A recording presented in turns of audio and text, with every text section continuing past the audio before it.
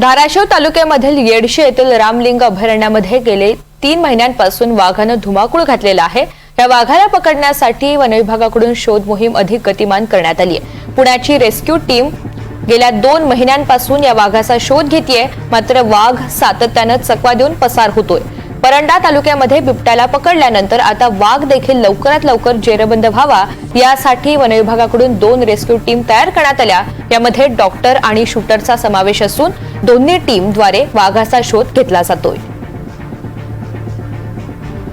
धाराशिव तालुक्यामधील येडशी येथील रामलिंग अभयारण्यामध्ये गेल्या 3 महिन्यांपासून या वाघानं अक्षरशः धुमाकूळ घातलेला आहे। अनेक पाळीव प्राण्यांचा सुद्धा त्याने खात्मा केला आणि त्यामुळे नागरिकांमध्ये शेतकऱ्यांमध्ये भीतीचं वातावरण आहे। त्याला तातडीने पकडण्याची मागणी जोर धरू लागली आहे। या वाघाला पकडण्यासाठी वन विभागाकडून शोध मोहीम अधिक गतिमान आता करण्यात आली आहे। पुण्याची रेस्क्यू टीम या ठिकाणी गेलेली असून 2 महिन्यांपासून या वाघाचा शोध घेतला जातोय। असं असलं तरी वाघ सातत्याने चकवा देऊन पसार होतोय। परंडा तालुक्यामधील बिबट्याला पकडल्यानंतर आता वाघ देखील लवकरात लवकर जेरबंद व्हावा यासाठी अथक प्रयत्न केले जात आहेत।